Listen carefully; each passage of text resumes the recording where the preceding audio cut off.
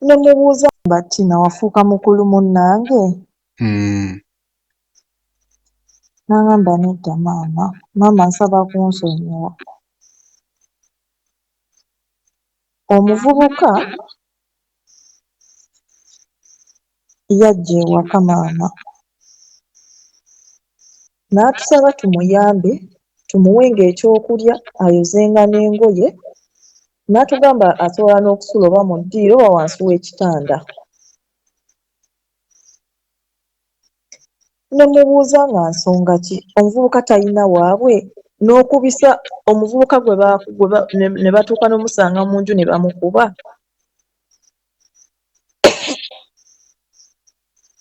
Ompulira? Nkuwulira bulungi. N'aŋŋamba maama omuvubuka yazze naye naffe twatidde nnyo nga taata wanaamusanga wano mu ntebe, twatidde nga tulowooza ajja kukola ki kumukuba ne tutamanya kye tugenda okukola ate kye kigenda okumukubisiza ddala.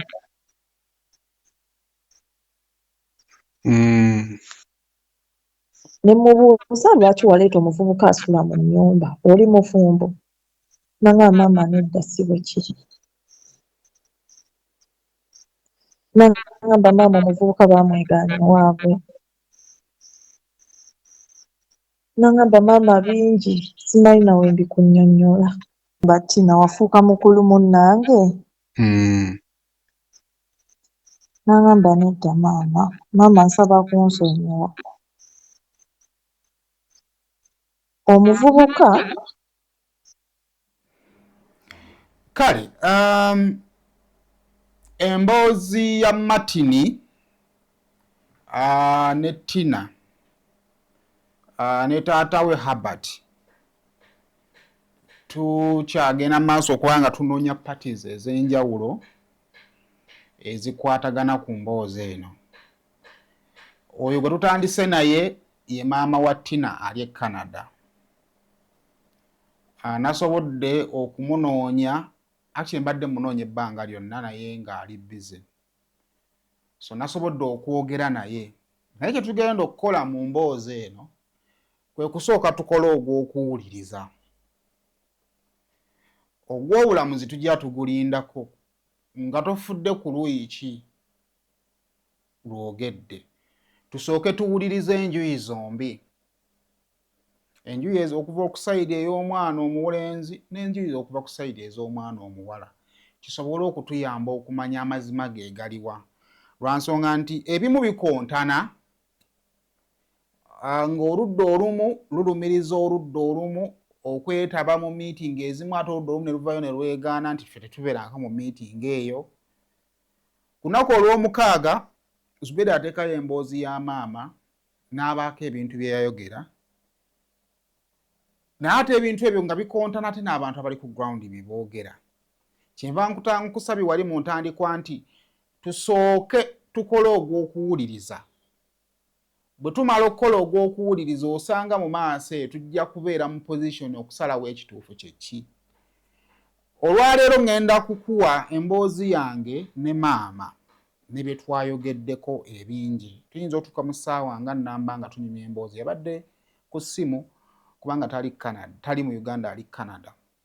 Naye emboozi eyo erimu ebimu omwana bye yagamba maama we oluvannyuma lw'obutemu kitaawe yakola bwe bwaliwo, n'ebintu eby'enjawulo maama by'ayogerezeganyezza ne banneyiba ne bye bamugambye, saako ne by'abadde agezaako okwogera ne mukulu munne, saako n'okusaba kwe kwalina n'embeera gy'alimu, n'okutuwa ku update eya muwala we ali mu mbeera ki. Ebyo bye tugenda okuba nga tutunuulira mu kitundu kino nga tuwulira maama w'omulenzi ki ky'agamba n'embeera entuufu egenda mu maaso ku muwala we n'embeera yali etya ku lunaku olwo.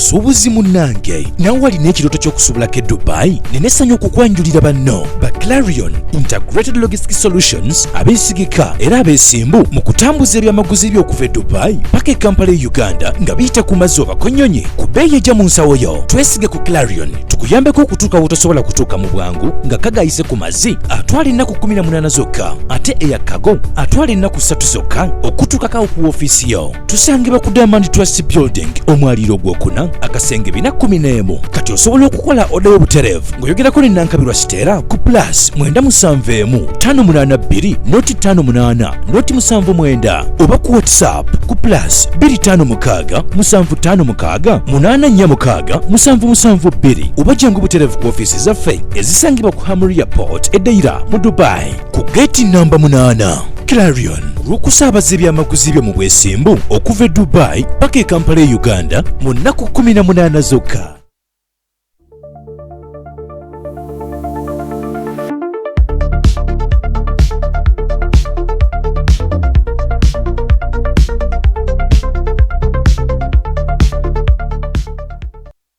Kale tugenda kutandika n'emboozi y'omukyalo ono nga bwe twatandikidde ate nga tunyumya emboozi okumanya engeri gy'ebintu gye byatandikamu paka ne byatuuka wano. Njagala tuwulirize emboozi eno.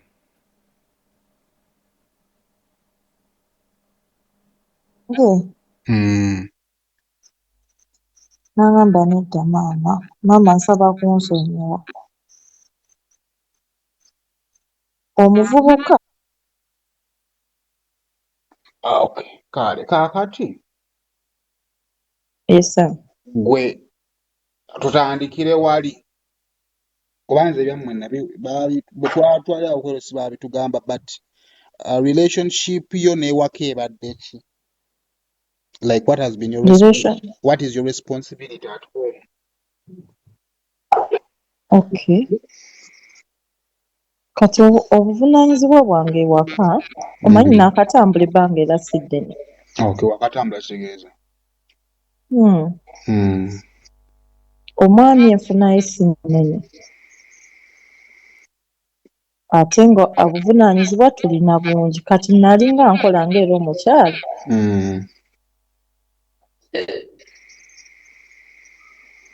Nze lwakuba nti nga omanyize we natandika okukola nafuna omukisa nga nsobola okusasula fiizi n'ebyetaagisa ewaka era. Kati ng'omwami ye aba takisobola kikwasaganya okusinziira ku bizinensi ye. Engatto. Engatto. Atuwa kyasobodde, awa fiizi z'asobodde n'ekyokulya kya buli lunaku akiwa. Okay, kati kyeza taata obuvunaanyizibwa bubadde kufuna kyakulya kya buli lunaku ku by'okusoma akyasobodde. Ng'era omulimu gwe we guyimiridde. Okay. N'ewaka abaana ajjawo buli wiiki oluusi oluvannyuma lwa wiiki bbiri kisinziira w'akomeddewo. Abadde amalayo yalinga amalangayo wiiki ndowooza emirimu ne gigiramu n'abeera nga amalayo wiiki bbiri. Bwe kiti. Kati ogenda okulinnya nga muli bafumbo nga bamukuza baana.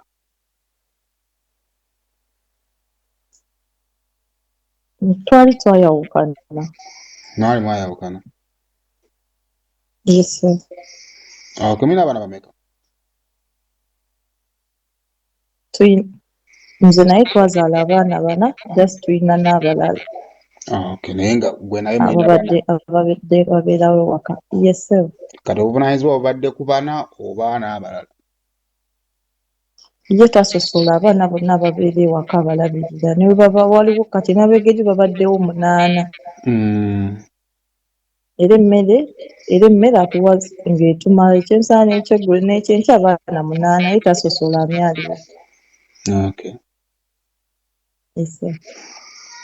Omukulu Albert embeera ze gwe ng'eyaliko omukyala oyinza kuzinnyonnyola otya ku muntu nga oyinza munnyonnyola otya? Embeera ze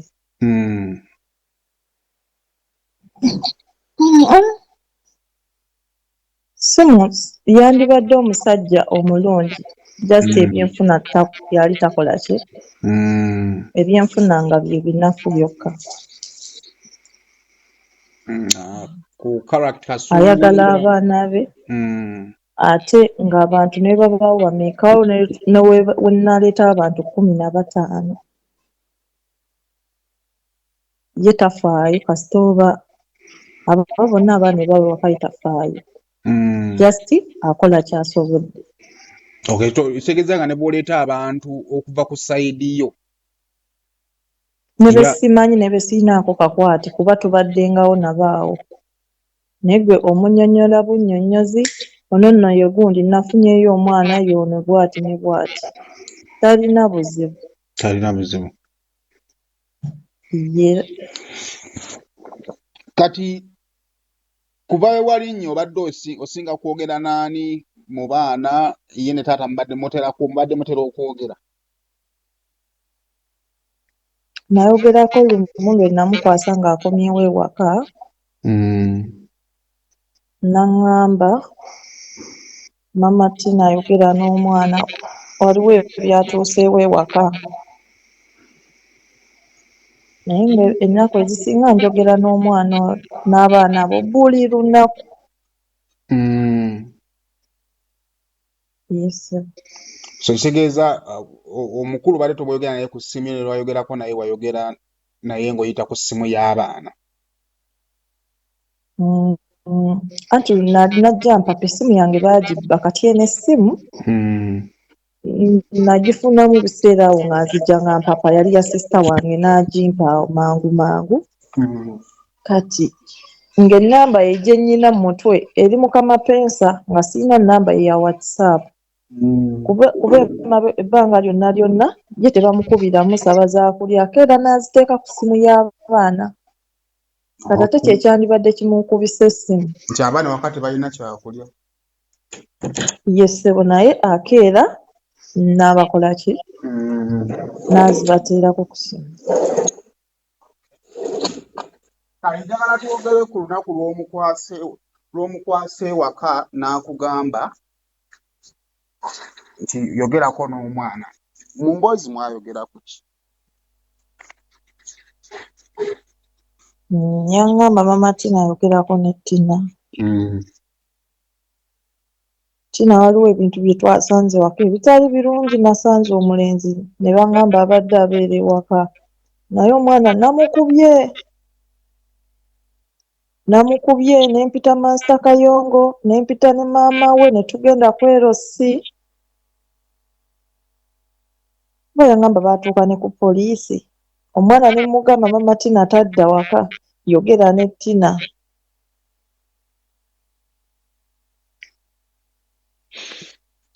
Ekyo kye twogerako kya biseera ki?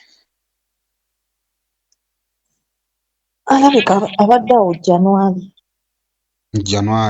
Anja noonya ne ka oja ako nkyakayina. Okay.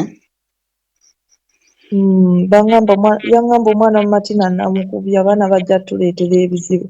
Omwana namukubye Master Kayongo yamukimye ne maama we ne bamutwala ng'ali bubi.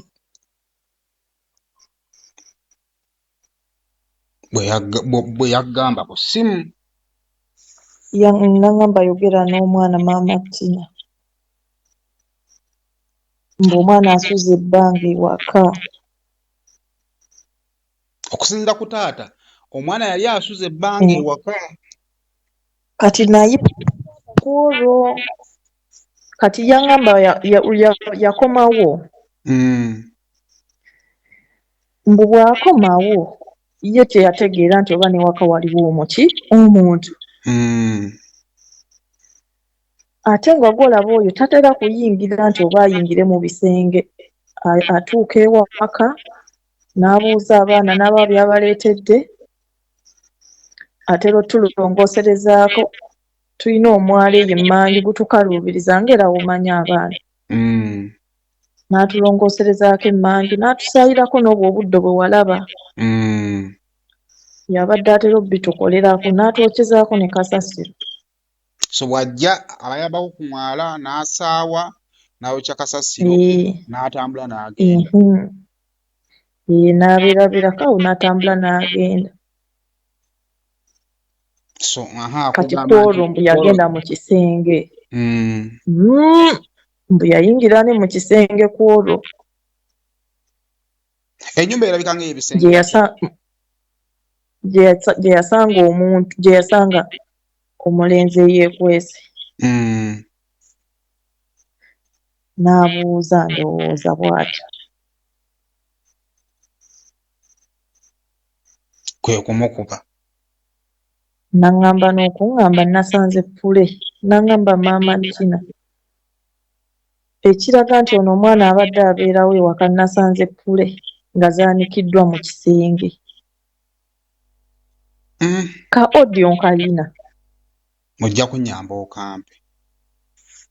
N'aŋŋamba nasanze Pule nga zaanikiddwa mu kisenge maama Tina.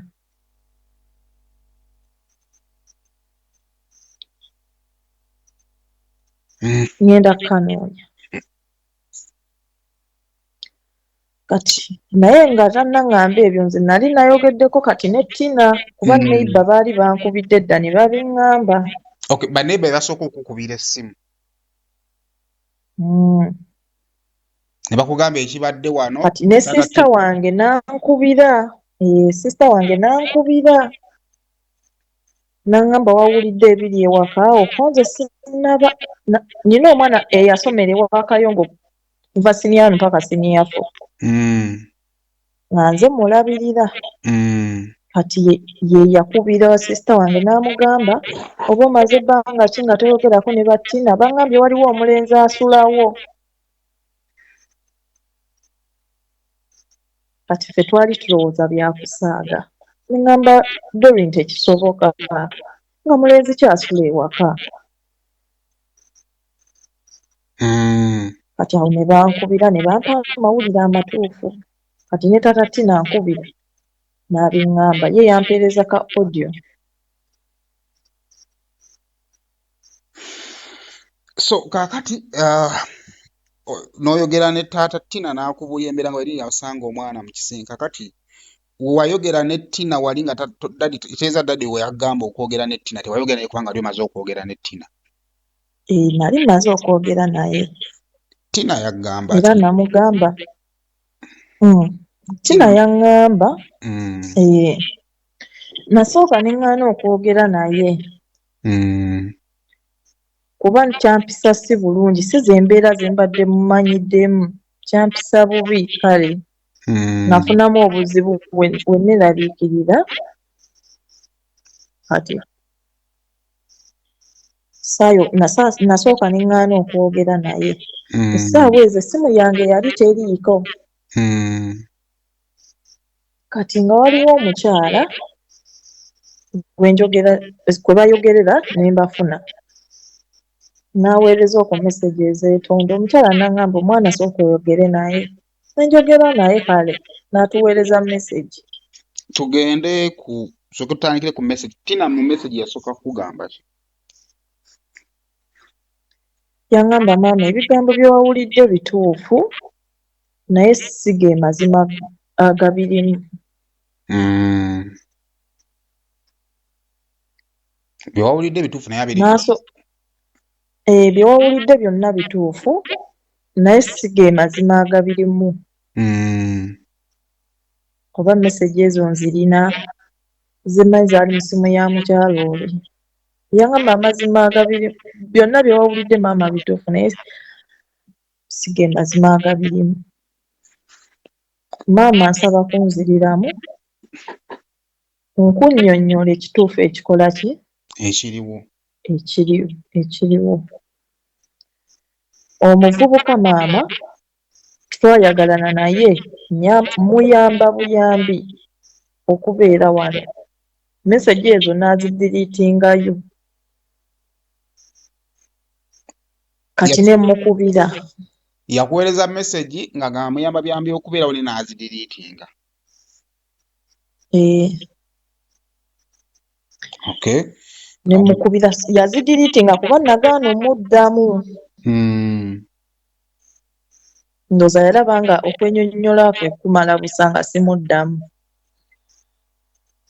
kati ne mmukubira. Kati mboozi ekyagenda mu maaso, twafunamu kaawa obuzibu bw'amayingo naye tukyagenda mu maaso okubeera nga tufuna atunyumiza emboozi. Mu kitundu ekisoose yakonfaminga meeting eyasooka maama gye yeegaanye nti teyaliiwo, akonfaminga meeting eyo nti Mr. Kayongo yagirimu, Mr. Kayongo gye yeegaanye era ne mu meeting mu ddoboozi erisoose akulaga nti ye ne Mr. Kayongo beemanyi kubanga yali aweereddeko omwana wa Mr. Kayongo. Kyokka bwe n'olifalinga mu mboozi ya Mr. Kayongo eyasooka akulaga nti bazadde ba mwana yali tabamanyi. So those are some of the questions zoyinza okwongera okurazinga ku mboozi eno n'ebigenda mu maaso. Kati njagala mbatwalire ate mu kitundu ekirala nga maama agenda mu maaso okubanga ate atunnyonnyola ebituufu ebintu ye ku sayidi ye nga bwe yali abiraba. Kamukulu munnange n'agamba nedda maama nsaba kunsonyiwa. Omuvubuka yajja ewaka maama n'atusaba tumuyambe tumuwenga ekyokulya ayozenga n'engoye, n'atugamba asobola n'okusula oba mu ddiiro oba wansi w'ekitanda. Ne mubuuza nga nsonga ki omuvubuka talina waabwe, n'okubisa omuvubuka ne batuuka n'omusanga mu nju ne bamukuba.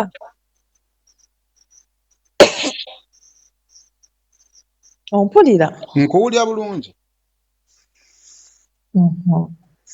N'aŋŋamba maama omuvubuka yazze naye naffe twatidde nnyo nga taata waana amusanga wano mu ntebe, twatidde nga tulowooza ajja kukola ki kumukuba ne tutamanya kye tugenda okukola ate kye kigenda okumukubisiza ddala.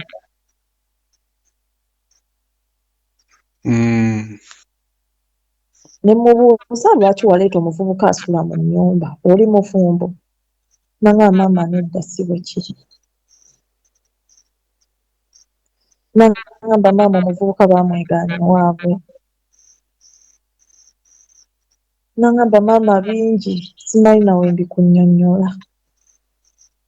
Nze kennyini nagamba omwana.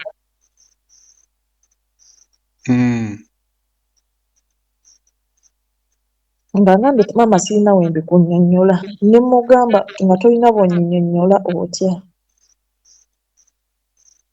N'aŋŋamba kimu oba nali mukambwe, yaŋŋamba maama nsonyiwa sijja kuddamu.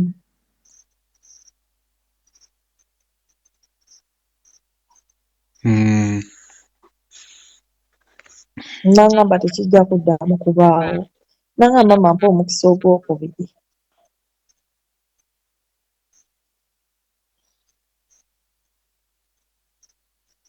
Bwe kityo.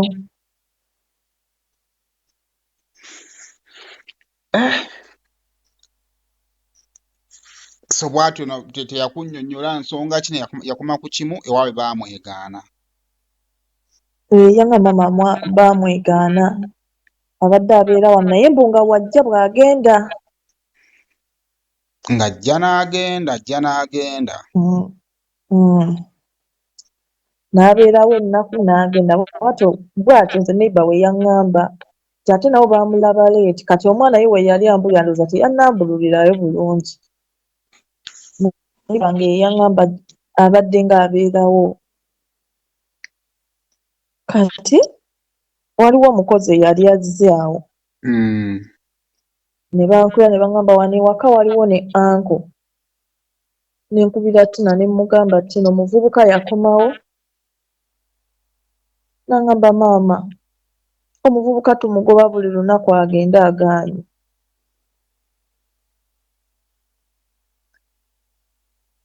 Omuvubuka kwolwo nali mbagambye bampe essimu nze kennyini njogere n'omuvubuka oyo. Naye saasobola kumufuna, ndowooza yali ng'atambuddemu ng'amanyi otambula nadda ekiro.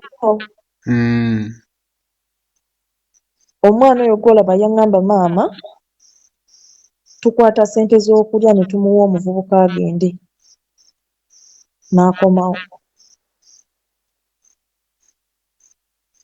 Bw'alina ensonga z'ayagala omaliriza ne Master Kayongo naye buli lwagenda wa Master Kayongo tamulaba, simanyi amwepena, simanyi nsonga zaabwe.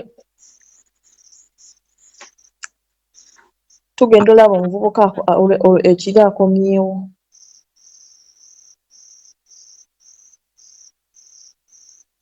Alina ensonga z'ayagala omaliriza ne Master Kayongo ne bwagenda wa Master Kayongo amwepena.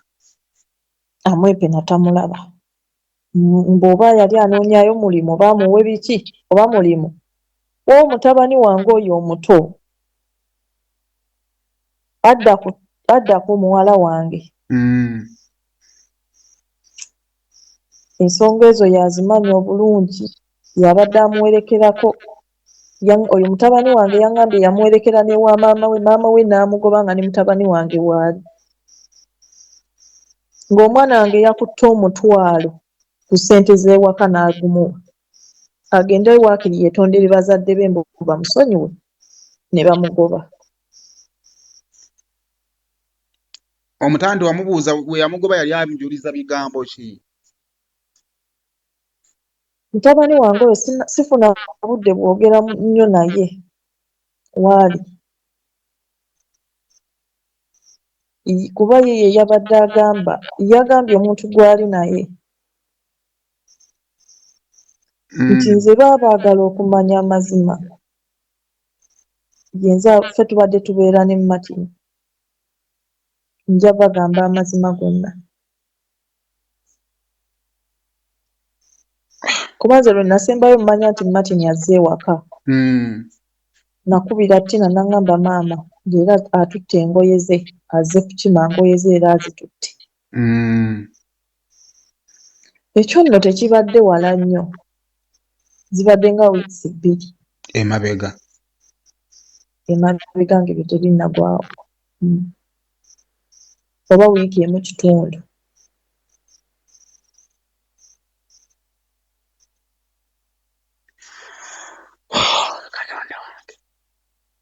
So we yagamba wali omukozi we yakubira wayogera ne nagamba nti waliwo ne anko nayogera ne Tina nagamba nti omuvubuka tumugoba naye akomawo. Teyakuwa assurance nti bamugobye. Ani awa assurance? Ngamba nti Tina takuwa assurance naye tugenda kumugamba agende. Yaŋŋamba taliiwo, ne mbuuza ne baŋŋamba taliiwo, yatutte engoye ze. So luno lwatwala engoye omukozi lwagamba nti ne anko gy'ali. Yes, kati bwenkuba Tina n'aŋŋamba maama leero alabika agenze kuba ebintu abitutte.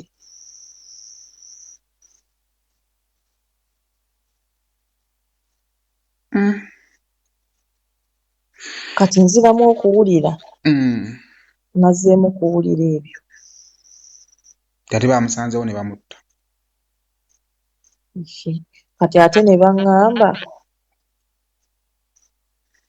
omwana owange Ivan omuto erinnya ndyogedde nno. Erinnya lijeemu. Era ye mwana wo bajja basobola omumwogera kubanga era ye mwana wo naye kale tofaayo.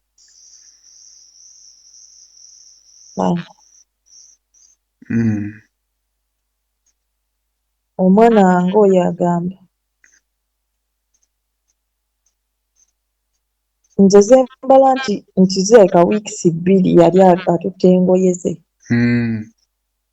Alayika teyagenda oba kubanga omwana agamba omwana oyo yakomawo nga mulwadde. Mbu babadde bamuwa amakerenda nga bamugulira eddagala ku ssente z'emmere.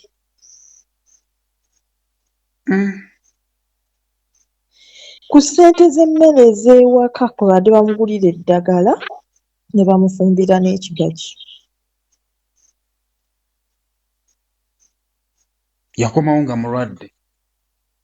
Yakomawo nga mulwadde. kitegeeza lwe yagenda yakomawo naye n'abeera mu nnyumba kuba nabuuziza nga bamuwa ku ssente z'emmere nga bamuwaako bamugulirako amakerenda era n'anywa n'ekigagi nga nakyo bakifumba.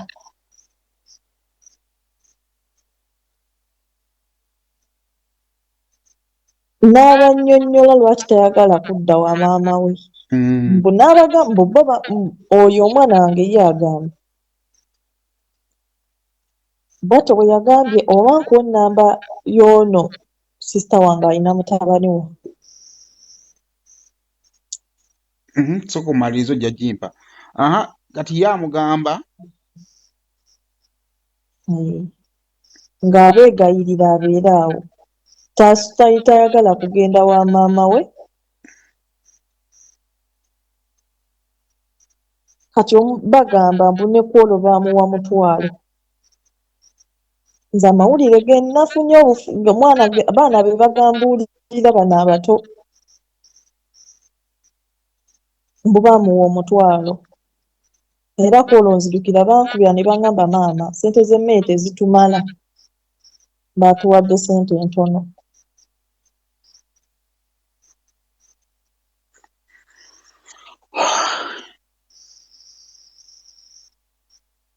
Baŋŋamba baamuwa omutwalo agende Entebbe ewa taata we. Bw'amwegayirira osanga ye anaamusonyiwa. ne taata yali yamusonyiwa, yali yamunyiigira. Tetugenda nnyo mu mboozi ya taata baagimbuuliddeko katono ate so abyogera wano. Tumuleke. Kati mbu ne bamugamba genda ewaata genda at least weegayirire taatawo.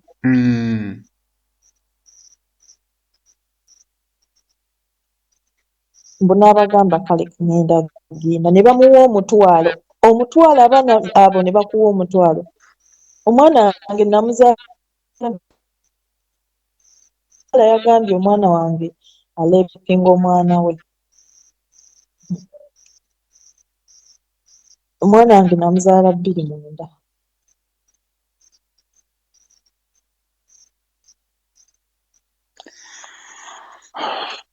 Kati lwe baagumuwa teyagenda era. Nze nina bye nawuliddeko ebitono awo. Mbu baamuwa omutwalo omwana oyo n'abagamba agenda. Ndowooza aba agenda Herbert ng'akomawo okuva safaari. Ayingirawo ewaka. Oluggi lw'emmanja olwo olulaba alabika mwe yayitira ndowooza ne yeekweka mu ttooyi. Omulenzi. Abaana be baabinyumirizza. Mbu ne taata waabwe n'ayagala agendeko emmanju. Omwana omuto n'adduka n'agamba Tina Martin ali mu ttooyi.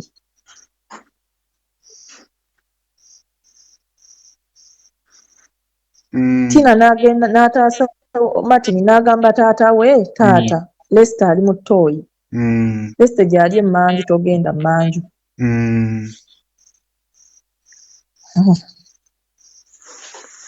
Kati ani taata waabwe n'agamba n'atuula awo ng'era bulijjo w'abeera ndowooza n'agenda oba yagenda awo kumpi oba naye kennyini yeekengera awo simanyi.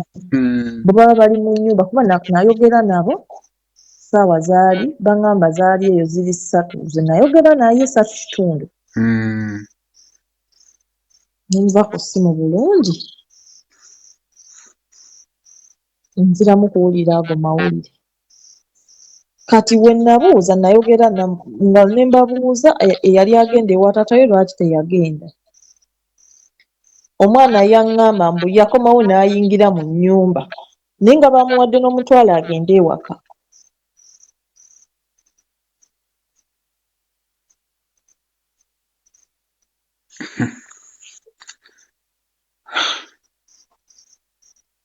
Kati ono yali gwe bagamba nti nno mutoyi togenda waliyo omuntu ate Martin we yamala okukasa nti ono agenza teyadda mu nnyumba. Ate yadda mu nnyumba alabika oli we baamugamba bwe batyo oba yalaba nga abaana bapalapalanya. Jjukira amwekengera buli kiseera oyo mwami abeera oyo omuvubuka abadde nga abeerawo ewaka. Kati wuuyo abadde mbu yajja nga mulwadde nga be bamujjanjaba.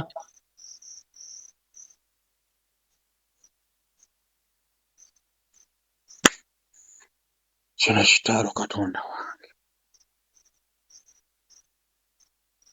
Kati Albert azuula atya omwana ku luno? Omwana agamba mbu taata yajja n'ayingira, nnyina omwana omuto adda ku oyo omulenzi yali ava kunaaba kwe yatandikira, era yamugamba ntandikira ku ggwe. Mbu n'amukuba emiggo oyo omwana. We nategeera nti balabika kati ndowooza ali bonna baamulimbye. Nze muli bwe nkirowooza. Mbu n'amukuba oyo n'afuluma ebweru n'adduka. Omulenzi oli baali bakuba ono omuwala ali wansi wa kitanda. Tasobola kugamba nti kanziruke.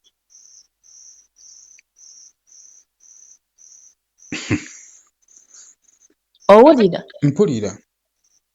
Enju eriko enzigi bbiri naye tasobola kugamba nti kanziruke. Bakuba omuwala wano mu ddiiro we baamukubira. Ye ali mu kisenge wansi wa kitanda.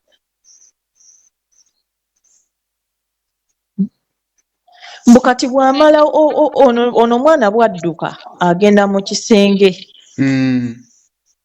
Wentegeerera nti alabika ekintu kyamubuulira lwaki bankoze bwe bati nti gundi yali mu gundi buki. Nze muli nkitegeera nti munga omuntu omukulu yasensinga. Bwe yamulaba wansi w'ekitanda mbu n'akuba enduulu.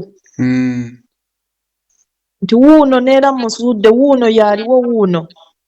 Awo yatandikira omukuba kati bano abaana bonna ne badduka. N'omuwala omukulu we yaddukira. N'omuwala omukulu we yaddukira. Kuba ku mulundi ogwasooka bombi mbu babiri baabakuba.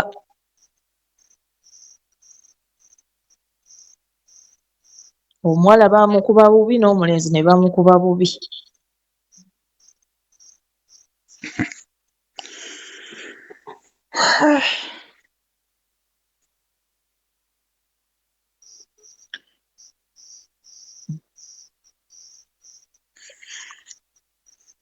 Naye mbu yababuulira lwaki tayagala kugenda wa maama we.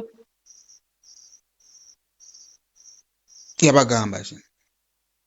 Nze simanyi. Soogera nabo nnyo obudde obusinga mba nkola. Ate bwe mba nabo bo ate ndowooza baba bakola birala. Kati sifuna nnyo budde nnyo. Naye ng'abo abaana bange obalaba be baana ababeera waka ne balabirira bannaabwe ne beetwala. Ne bwe mbadde ng'eyo nga nkola nze sibeera waka. Emirimu gibadde nga gya kutambulira nga nkola, tebabba ku kyalo. Wulira? Wulira. Tebavuma bantu.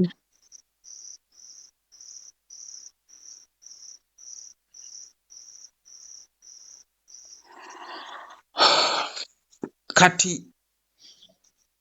ebyo byonna okugwawo byonna bwe biggwawo. Muwala wayogeddeko naye kuva bino bwe byatandika. Nayogerakokko naye. Kuba nali namala ennaku awo eziwera nga ndi mweraliikirivu simuwuliza lwagira nasangako message ku ssimu gye simanyi nga nteereddeko nga ngamba maama asaba kunsonyiwa. Okuyamba kundeetedde ebizibu.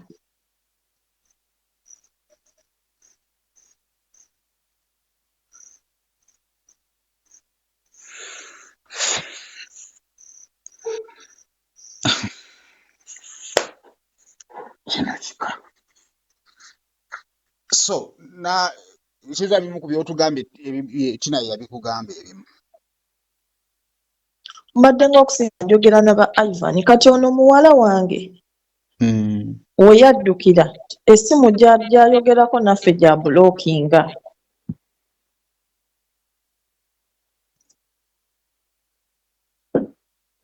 Essimu ebyo byonna bibaddengawo, babaddenga oli omwana ng'abeera awo wennyini ewaka. Omulenzi yaŋŋambye mbu omwana oyo omulenzi gw'olaba mbu amanyi n'ofumba nga normal ewaka afumba mboyo omulenzi lumu yabafumbirako n'emmere.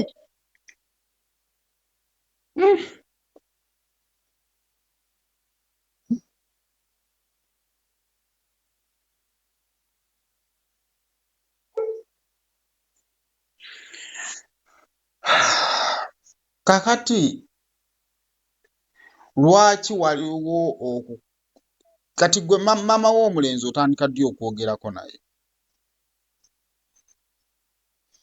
Kati waliwo omukyala neighbor wange ambikira. Eyambikira yennyini omukyala ali awo munene, nakula ng'okolerawo ne interview. Omukyala oyo ankubira ngamba Mama Tina, omukyala muwadde ennamba yo, tukwegayiriddeko naawe oli mukyala tumunnyonnyodde buli kimu, tumugambye buli kimu akimanyi tumunnyonnyodde, naawe oba osobola kola ki? Yogerako naye. Mwegayiriryeko atusonyiwe. Kuba ali wano aweera, agambye omwana n'omuzzukulu n'engoye z'abaana azitutte. Kaakati nkyali maziga nkaaba nga ndaba ennamba esembyewo 68 nga mpeereza ekifaananyi ky'omwana afudde ku lubalaza nga nteerako ne audio. Yagisangulayo naye bayo okuginsangulirayo nina gwe nali ngiweerezza. Asobola ogimpeereza ne ngikuwa. N'aŋŋamba nnyabo, omwana we atisizza omwana wange omuto. Naye nkulayirira.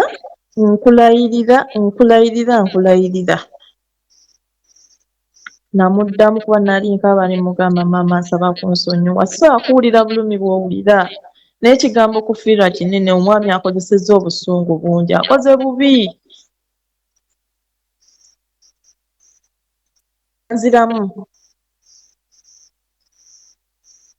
Yanziramu mu maziga ago gennyini, tebannava na waka ewange, yanziramu era. Nze nsobola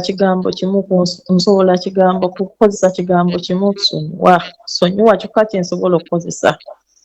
Ye yakuddamu ki? Awo teyanziramu. Yampandiikira message. Kati we bwakya omukyala wano n'aŋŋamba we tuba tusobola omuwaayo ku mabugo, naye omukyala nga mukambwe. Nze kennyini namuteerako ka audio. Namugamba maama, obulumi bungi, naye nsaba okkiriza amabugo gano ge ŋŋenda okukuwa matono. Bw'oba onoogakkiriza ŋŋamba kwengateeka. Teyanziramu naye yampeereza ennamba y'essimu n'amannya g'ereeta. Ng'ereeta amannya Imelda Nakiyembe era n'agassaako. Twamuteerako $40,000.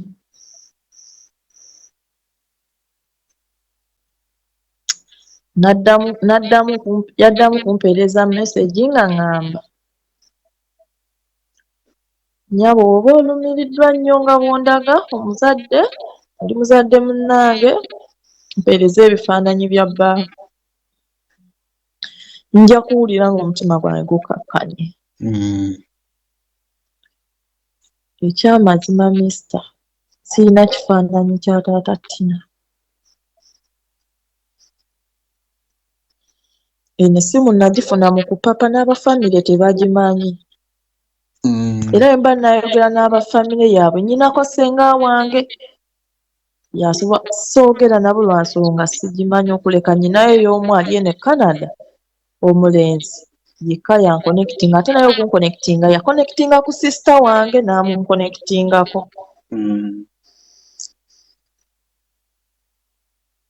Bwekiti bwekiri. N'omugamba ekyamazima sirina bifaananyi.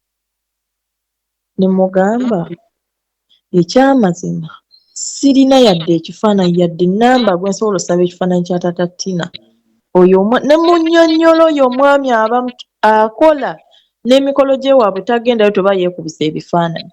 Kuba yaŋŋamba tosobola bulwadde eky'emikolo waakiri mu famire yaabwe bannange oyo omwami nkubuulire aba mu kkola. N'ebifaananyi by'omu famire gy'oku mikolo tagenda ne ku mikolo gya famire ne webabuuza ye aba mu kkola. Nze luli we mbaddengayo nga nze mukiikirira nze n'abaana. Omukyala n'addamu kumpeereza message n'aŋŋamba nnyabo tonnyambye nfunye ebifaananyi byo nga 6 bye ŋŋenda okuteekayo sirina kyakkola. Namugamba kimu sikyalina kyakuzzaako nsobola kigambo kimu nsonyiwa naye bw'okiba nga kyekyo ekinaatowolokosa omutima gwo ekifaananyi ky'oba ossaayo nga sikyalina kyakkola. Yesebo Era ne babissaayo. Era ne babissaayo. Okuba temwaddamu kubaako kyemwogera. Sadda namubulookinga. Namubulookinga kubanga ndaba newe neetonze enkoze eki nga ndaba sikyalina kyakuzza. Ennamba n'engibulookinga. Kati nze ennamba ye nandigiggyeewa. Kubanga be baagaba ennamba. Gwe baawa gwe. Omukyala yankubira nawo kweyesaawa nga bakyalina waka wange. Ne bangamba mama Tina omukyala tumuwadde ennamba yo ne tumwegayirirako. Nawe bw'oba osobola mwegayirire akakka n'obusungu. Ye kennyini ye yampeereza ekifaananyi ky'omwana n'ampeerezaako ne audio. Nze ennamba ye nandigiggyeewa muda. Okusinziira ku mboozi gye wawulira ku ground ne maama gye yazimbye n'ebiki, oyinza kuwaako comment ki oba wabirabye? Omanyi nze sibeera nnyo ku social media naye kale okusinziira ku bye ndaba nali manyi ng'omuzadde kuba nze nakati nze ondaba nze ninga eyafiiriddwa omwana nina obulumi nze mbadde neewala okwogera n'abantu nga ninga nze yafiiriddwa omwana.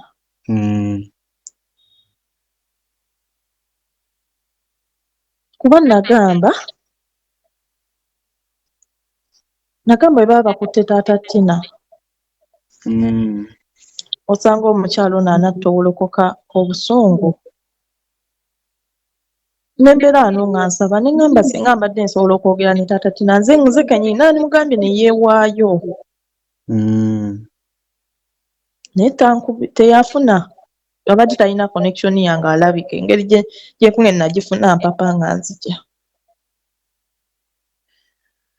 Ng'ekyo kyokka kyensaba naye eimu y'omukyala nga ndaba afokasinze nnyo ku nze n'omwana ono omuwala. Kati nga simanyi lwaki afokasinze nnyo ku nze n'omwana ono. Muli n'endowooza lwakuba tebannakwata eyasse.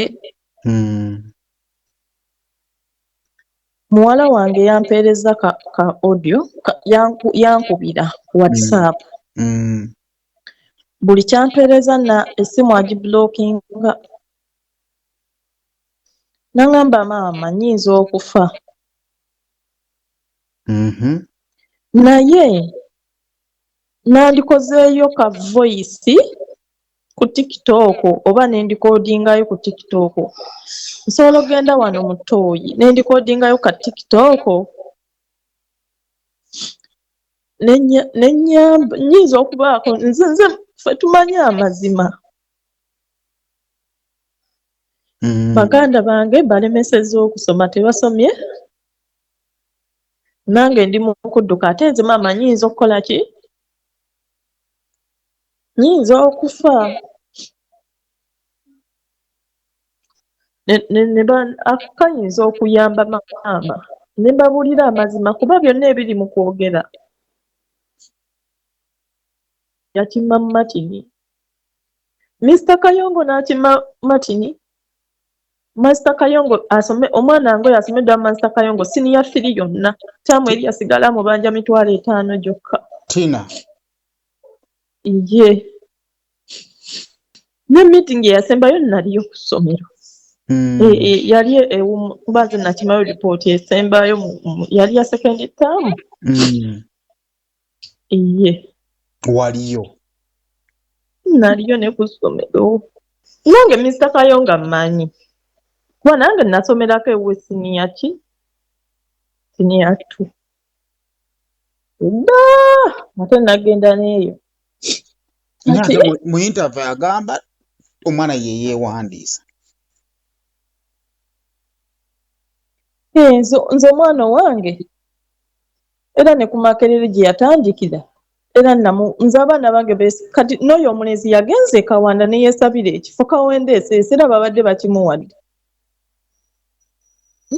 abaana bange obalaba abo tewali kye batakola buli kimu kye mbatuma bakikola ng'abantu abakulu ye yeewandiisa naye ng'abazadde Mr. Kayongo yali abamanyi gwe yali akumanyi nze Mr. Kayongo mmanyi bulungi nnyo era amanyi nze maama we mbaddeyo n'omwana asomedde kuva siniya 1 mpaka siniya 4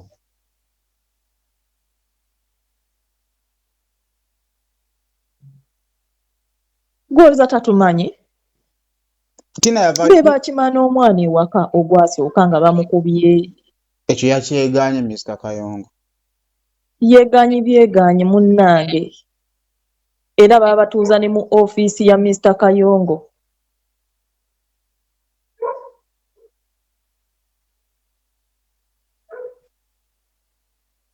ne taata Tina wano odiyo yo yaŋŋamba Mr. Kayongo nze nabayise bonna nayise Mr. Kayongo twamukubidde ne tukubira ne maama we ne bajja ne batwala omwana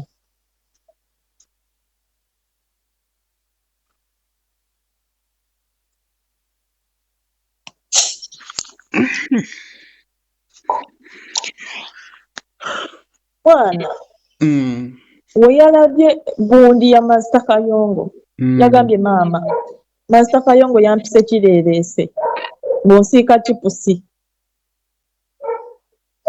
nange nakalaba ng'akugamba omwana nga asiika chipusi ku kkubo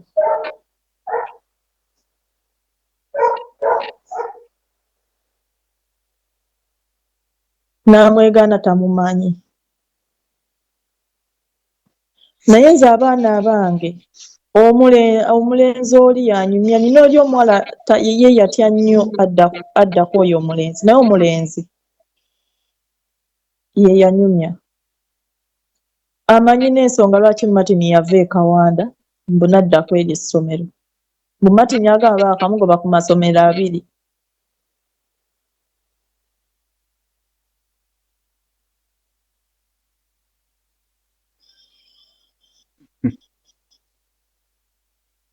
Master Kayongo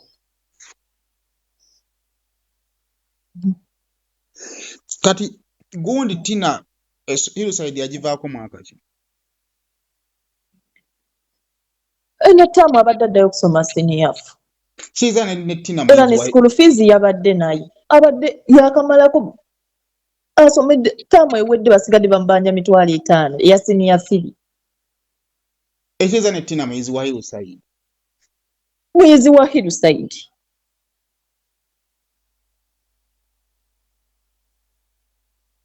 era nkugambye meeting nga nzije eno eya second term nze nejjirayo report ya second term era nze nali wano sente nesindika nasoma third term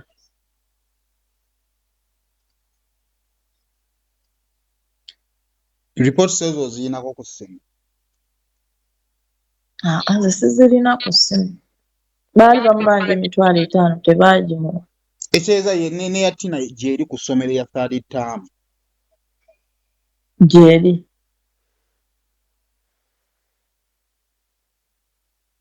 Wabuuza abo bonna baneiba baffe bonna Tina asomera ku Hillside. Kati kitegeeza Kayongo kyeyadde agezaako okubikira nti ku ssomero abaana tebeekwanirayo.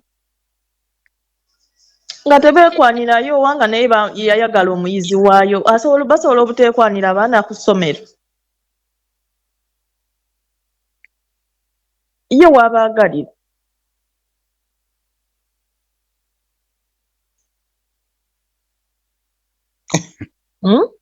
Katemba ali mu ggwanga muno bannange.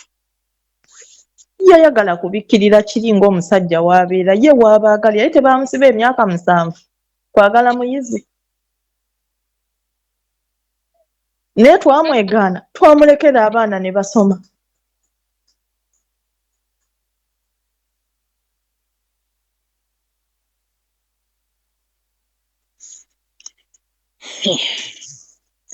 So Tina ki ekyamulemesezza okuyogera gwamuganye? Tina ayagala nnyo okwogera ye kimuluma baganda be. Nze namuganye ne mugamba ogira oguma we balituuka nga bayagala oyogere. Nangamba maama mpulira omwana yeeyita nti nze Tina abadde girlfriend wa Martin. Ne maama byayogera maama simanyi lwaki. Oyo omukyala omulaba amanyi Tina bulungi maaso ku maaso. Olwe baazituulamu baatuula ne boogera. Bumaama ne Martin ne Tina oyo baatuula ku ssomero eyo. Nabiwulidde nga Martin amaze okufa. Muneiba nga yabiŋŋambye.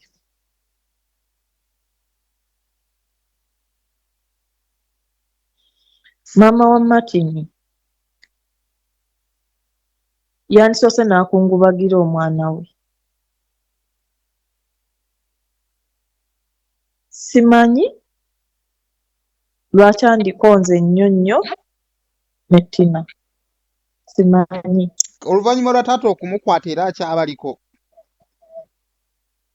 Iye. Interview gye yawadde Jjo ne Zubeida. Oba Lubajjo. Yagikoze taata tannakwatibwa oba nga tegannatambula ag'okukwata taata. Zubeida n'agifulumya ku makya because yo nagitegeerako. Nagitegeerako. Simanyi.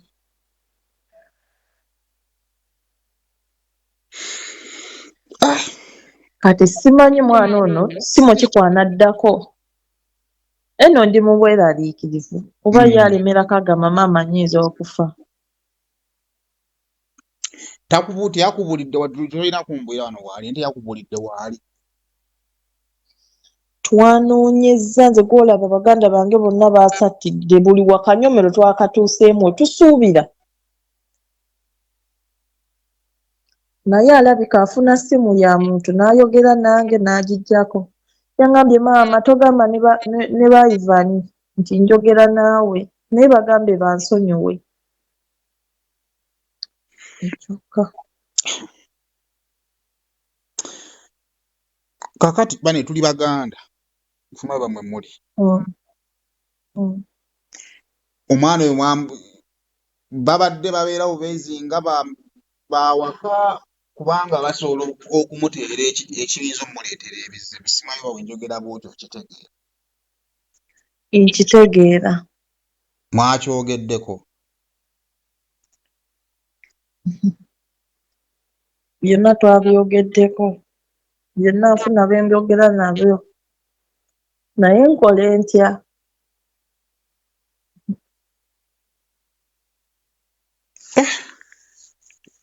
Bwe nfuna essimu kwe muwuliza twogera katono.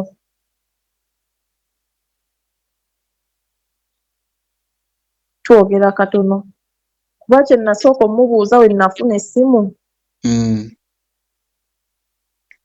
Namubuuza Tina oli lubuto?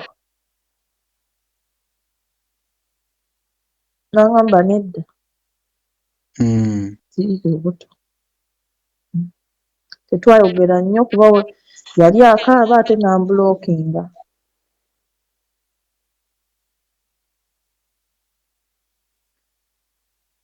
Yaddako n'anteerako message n'angamba maama nsaba kunsonyiwa. Ogenda ogiddako esimu tebaako.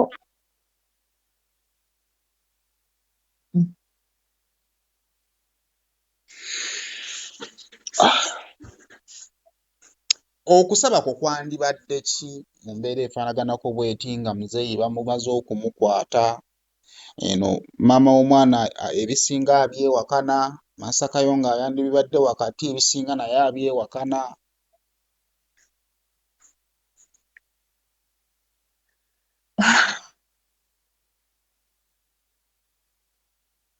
Tutuuka n'ekyokwogera ne kimbula. Just ndi ku maviivi siri ku gulawundi.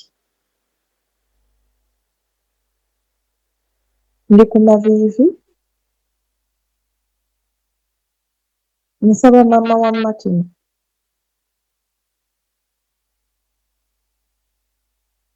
okufa kinene. Taata abaana yakozesezza obusungu. Yagasse obusungu obwasooka n'aleeta obusungu obungi.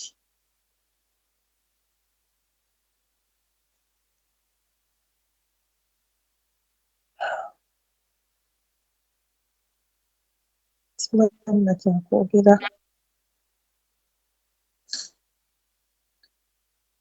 Simanyi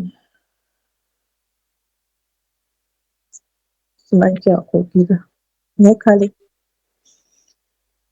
tetulina ssente zetusobola sasula bantu titwawadde nga bwe mbiwulidde naye obudde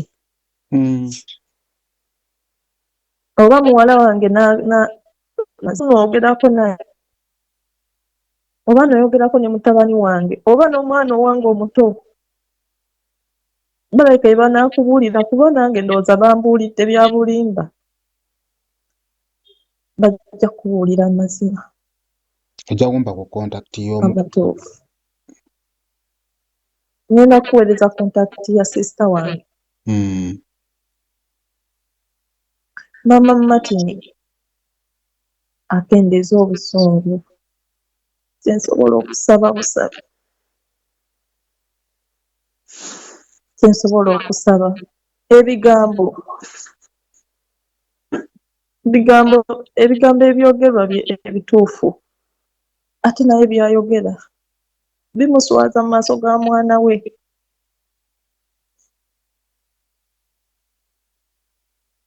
Ng'omuzadde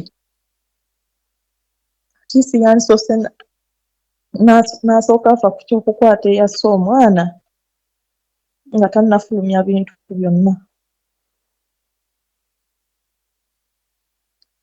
Kuba nze kye nandisoose okukola.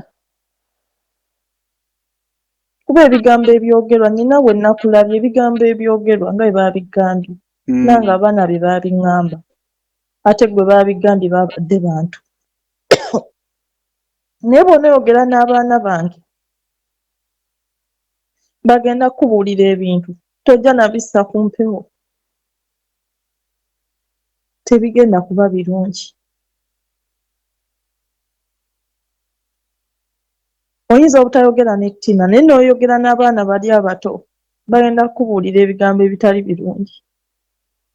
Tina wafuuka mukulu munna.